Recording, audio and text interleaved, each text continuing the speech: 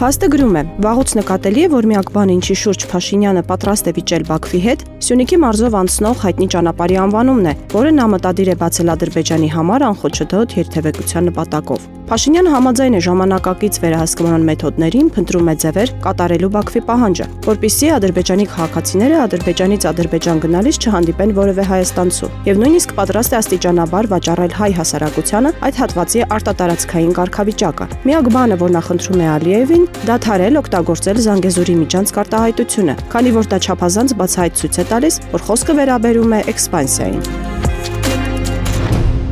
Ժողովուրդը հարցման միջոցով գլխավոր դատախազությունից պարզել է, որ այս պահի դրությամբ դեռ քննարկվում է ՌԴ գլխավոր դատախազության հետ համատեղ քննչական խումբ ստեղծելու հարցը, որի նպատակը պետք է լինի ՀՀ քաղաքացու Բորիս Ավագյանի մահվան հանգամանքների համակողմանի ուսումնասիրությունը, այսինքն դեպքից անցել է արդեն 15 օր, սակայն պաշտոնական մակարդակով քննության կազմակերպման հարցը դեռ քննարկման փուլում է, ոչ մի առարկայական արդյունք։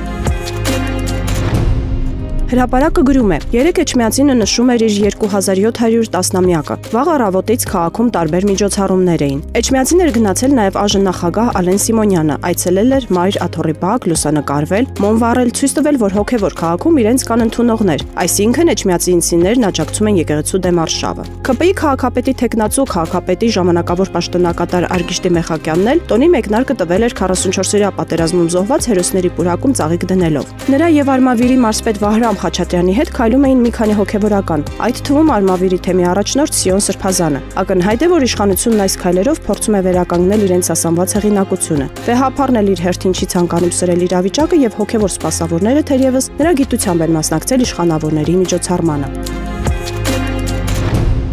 Հրապարակը գրում է. 2 օր առաջ պարեկները բերման էին ենթարկել Գյումրու համայնքապետ Վարդան Ղուկասյանի ավտոմեքենան, պատճառաբանելով, թե տեխնիկական խնդիր կա եւ չի կարող շահագործվել։ Պարզվեց խնդիրն այն է, որ մեքենան զրահապատ է։ Բրոնե մեքենաների բրոնյան չեն արձանագրում տեղզանման փաստաթղթում եւ դա հետո խախտում են համարում։ Նույն օրը պարեկները նույն օպերացիան իրականացրել են նաեւ Մասիսի դիմանդիր համայնքապետ Դավիթ Համբարձումյանի մեքենայի նկատմամբ, որը նույնպես զրահապատ է։ Չնայած օրենքը չի արգելում բրոնե մեքենա վարելը, սակայն իբրև թե մեքենայի շահագործման տեխնիկական խնդիր է եւ տեղանձնագրում դա ֆիքսված չէ եւ զրկում են ընդդիմադիր համայնքապետերին պաշտպանված մեքենաներով շրջելու իրավունքից։ Փաստը գրում է. նախորդին ու նաև 3 օրվա ընթացքում ՔՊԱ-ական շրջանակներն ու նրանց սատելիտները նկատելի հիստերիկ դրսևորումների մեջ էին։ Պատճառն ակնհայտ էր։ ՀՀ երկրորդ նախագահ Ռոբերտ Քոչարյանն ասուլիս էր տվել։ Միանգամայն կանխատեսելի ու սպասելի էր նման արձագանքը։ Նաև Փաշինյանի «Բայթխի 3 նախագահներով բանավեճի չեք գալիս» խազ ընկած ձայնապնակը։ Պետք է նշել, որ ընդդիմադիր առանձին շրջանակներից էլ եղան թեթևակի արձագանքներ, բայց ոչ նախկինի չափ։ Նույնիսկ կարելի ասել, որ այդ արձագանքների զգալի մասը ավելի շատ պայմանավորված էր որոշ ներբերանգների չհասկացվածության հետ։